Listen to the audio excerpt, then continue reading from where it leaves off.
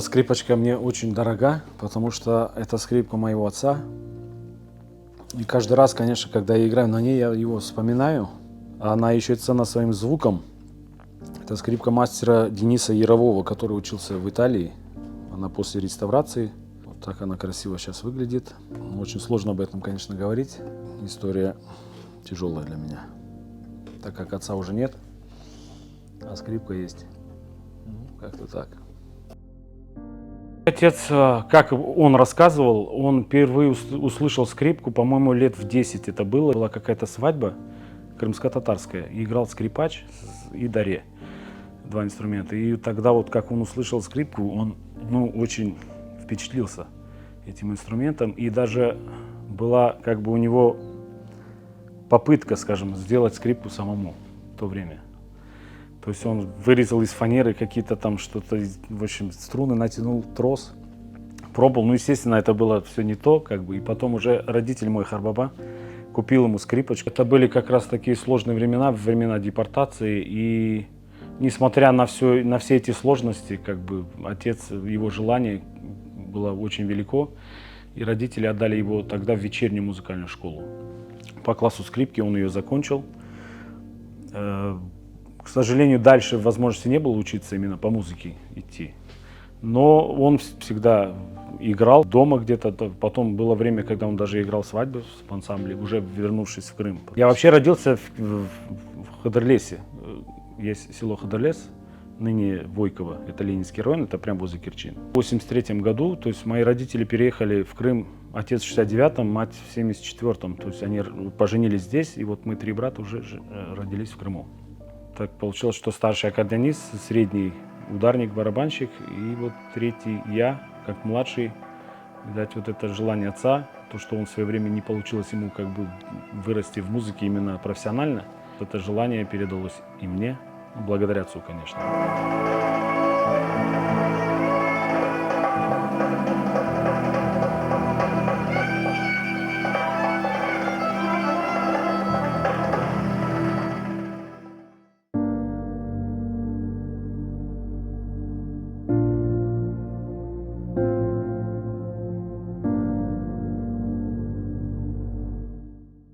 Перед школой в 6 лет меня первый раз отвели в музыкальную школу. Естественно, начиналось это все сложно, честно вам скажу, потому что, как бы не было желания тогда играть на скрипке. Скрипка — это же большой труд, который, очень немногие в таком возрасте могут сразу взять и играть, осознанно заниматься. Это очень, как бы сложно все. Естественно, твои друзья все на улице играют в футбол, а ты вынужден играть на скрипке. Со временем, когда я становился взрослее, все равно вот это вот желание во мне проснулось. Я полюбил, на самом деле, этот инструмент, как мой родной. Стал больше заниматься, уделять внимание и фольклорной музыке, и классической музыке параллельно. Как бы участвовал уже в каких-то конкурсах. В 6 лет я поступил в музыкальную школу номер 1 города Керчь. Занимался у педагога Кизимова Юрия Васильевича. Вообще Керченская музыкальная школа, вот именно наша, была очень сильная. Она очень славилась своими учениками. Мне повезло, можно сказать, потому что я видел очень талантливых людей, на которых можно было опираться, брать пример с них. В Керченской музыкальной школе я проучился 8 лет и по окончанию поступил в Симферопольское музыкальное училище имени Чайковского. К скрипачу, педагогу Михаленко Константину Ивановичу. Очень знаменитый и очень талантливый педагог. Мне очень повезло, что я попал к нему, что мы так поработали плодотворно. В протяжении 4 лет было много интересного. Фестивали, конкурсы. Впервые участвовал в международных конкурсах, становился лауреатом. Для меня это было, конечно, тогда очень знаково, престижно.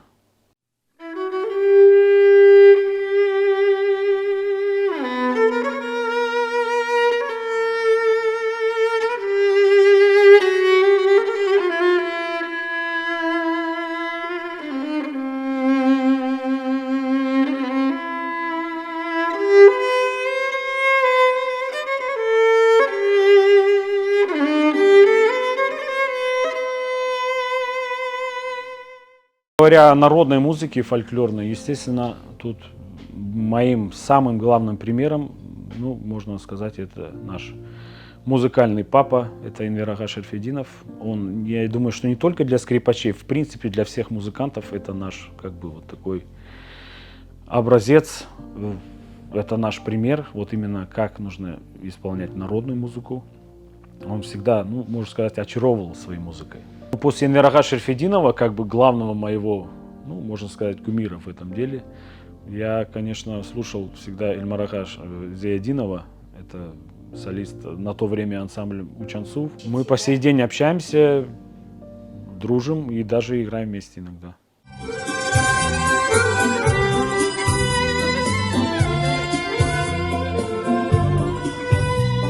Ну, в музыке самое главное — это душа. Даже Энвер Ага Шерфетдинов, я вспоминаю его слова, он говорит: «Юрек олмах керек».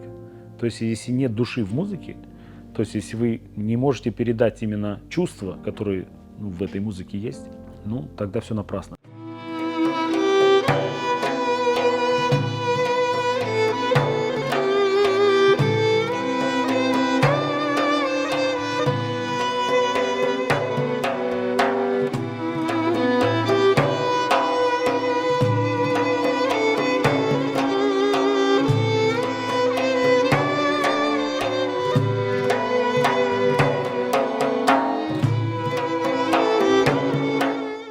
Поиграв какое-то время, вырабатывается свой стиль, своя манера игры.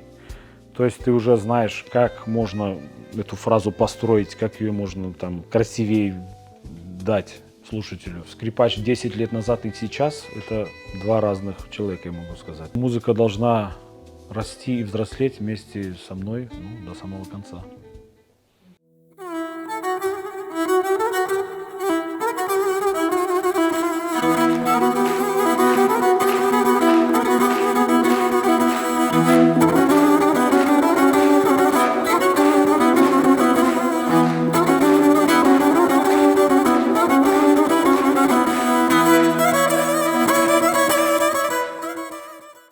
Я считаю, что нашу музыку, естественно, нужно развивать, экспериментировать, но самое главное — это делать правильно. Если брать фольклорную музыку, то нельзя искажать именно саму тему.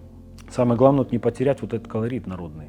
У меня есть интерпретации больше не с джазом, а именно экспериментами с самой скрипкой. То есть я экспериментирую в плане строя скрипки.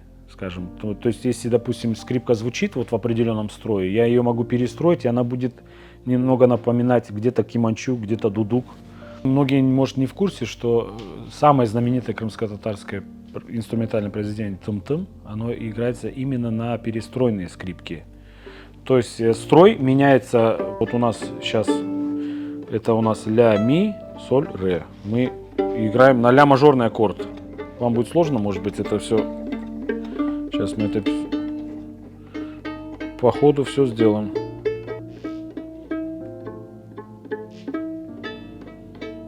Сейчас, немного.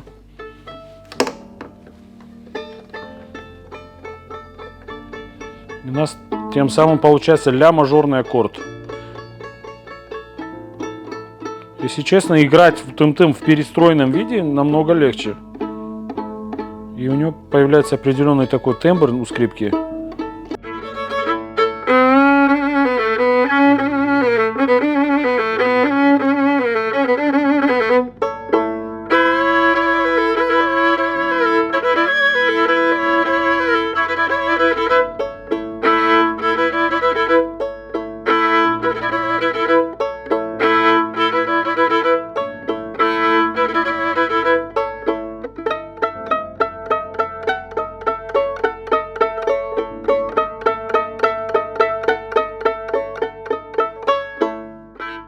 Это кеманча, да, хабах называется она, за счет того, что форма у нее такая, и вот эта часть, она делается из хабаха. Нашу национальную музыку играли раньше на вот таких инструментах, вот как хабах кеманчеси, как вот это кеманче, который здесь. Потом есть харадянец кеманчеси. Вообще их очень много видов, этих струнных вообще инструментов. Естественно, что у нас это все было когда-то, но, к сожалению, сейчас ничего не осталось, и приходится просто заново это все начинать, развивать, Если сравнивать скрипку с этими инструментами, звук очень отличается. Это именно проявляется в тонкостях, именно звучания, приемов игры.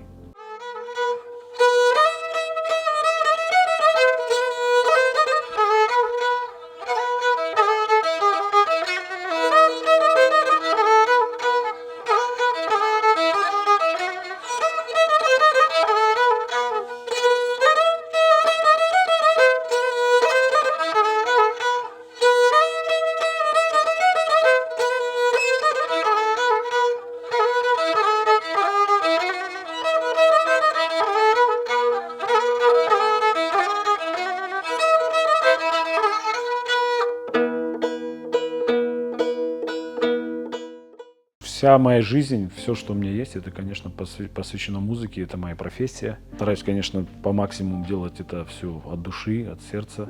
Каяться в сердцах людей, слушателей, которые мне пишут, звонят, мы общаемся. Часто слышу комплименты в свой адрес. Я думаю, что просто все, что я делаю, значит, я это делаю не зря.